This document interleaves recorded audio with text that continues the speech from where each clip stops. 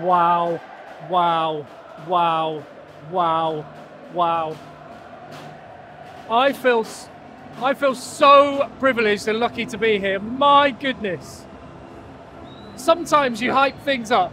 Sometimes you build things up in your mind and it doesn't deliver. This and those players there on both teams, oh my God, everything we expected and some. What a game of rugby. What a night.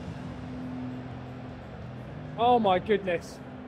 I can't imagine what it must be like being South African or Irish, because my nerves are absolutely shot to bits. But I think if you're Irish or you're South African, you should feel unbelievably proud of your rugby teams, because they are playing rugby from another stratosphere, another planet. It is unbelievable to watch. The intensity of that match. I don't know if I'm actually going to manage to talk about anything specific about that game. Just blown away by the occasion, by the fans, by the absolute force of nature that the two teams are, the ebb and the flows. It was one of those games where every tiny, tiny moment felt like the most significant moment of the match. It was incredible. Incredible. And I wanted to capture this feeling right now, because I can't quite believe I'm at the Rugby World Cup, and I can't believe I got to watch that game. And even if you watch it on telly, that must have been incredible. Thank you very much for your support of the channel. I really appreciate it. And if you haven't already, please hit subscribe, hit like, and leave your comments. Just how do you feel after that? How do you feel? Because yeah, that was unreal. I did scribble down a couple of notes, but oh, what a lovely moment. Oh my goodness. I love Siya Kolisi. Siya Kolisi just went right over to Bundy Aki, gave him the biggest hug you've ever seen. And yeah, Bundy Aki, oh my goodness me, what a player. I'd love to hear what Siya Kolisi's saying to the cameras right now. I imagine, well, you see, if I was in that South Africa camp, I'd be thinking, okay, we lost the game, that hurts. See you in the World Cup final. Because there's the Irish players rightly taking the plaudits off of their fans. They were going absolutely mad for it right now. Yeah, I think ultimately the fact that I think we'll see both of these sides in the quarter-final, and that was probably the worst possible result for Scotland, was an Ireland win and South Africa getting a losing bonus point. So I think we'll see both of these sides in the quarter-final. And then who would want to play one of these teams? Oh my goodness me, they're made of iron. Andrew Porter's just going over to the crowd. Players, and Andrew Porter's walking into the crowd. I'm just trying to capture what's going on. He's obviously, oh, big hugs. You can see what this means.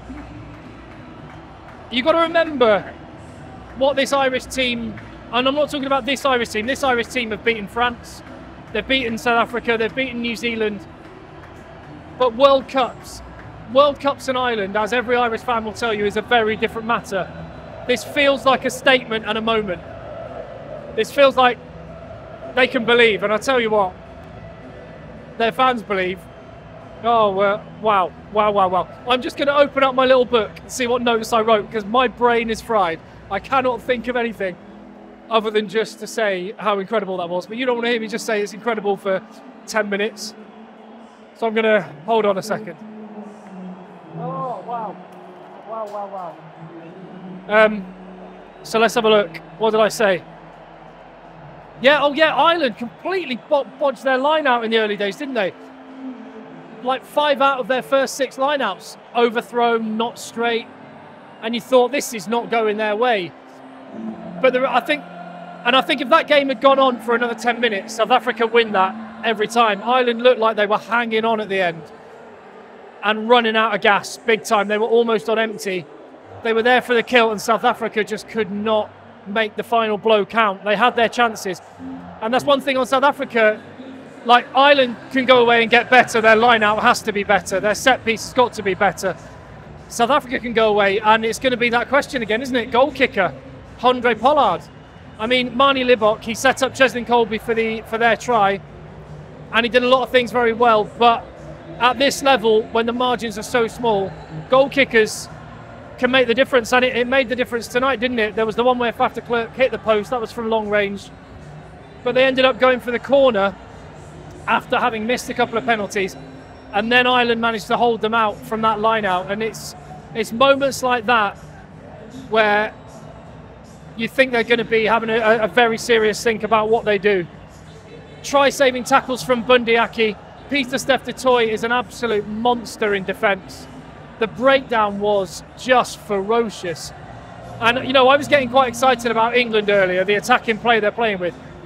I watched about 5 minutes of that game, and I turned to Alfie, who was sat next to me, and just said, mate, this is this puts every other game in the World Cup in context, because this is just ridiculous. Every single moment felt big. There was a big moment where James Lowe smashed Eben Etzebeth.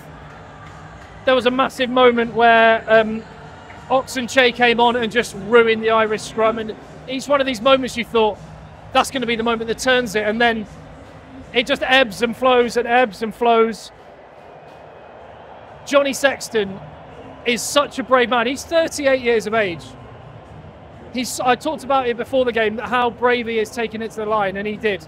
And Johnny Sexton and a wraparound, name a more iconic duo, and it led to the Mac Hansen try. Absolutely awesome. Gary Ringrose going off injured. I mean, he came back on though, didn't he? Yeah.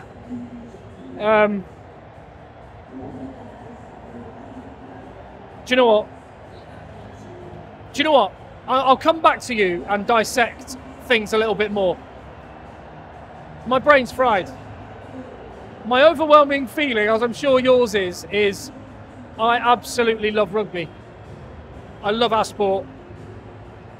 I hope every casual or non-rugby fan watched that game, because I cannot think of a better advert. Two teams that play with fire and intensity, and both teams, I think, both teams are doing a lap of the pitch, and you can see South Africa over there on the far side. They're doing a little lap, rightfully showing appreciation to the fans of both countries who travelled in massive number.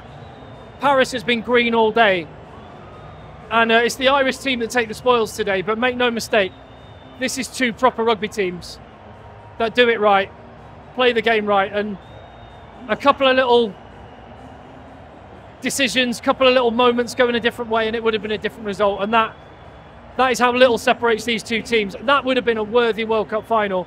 South Africa will be glad that it isn't a World Cup final, and they'll believe they can make the adjustments to mean that they do win if it is a World Cup final. Absolutely brilliant.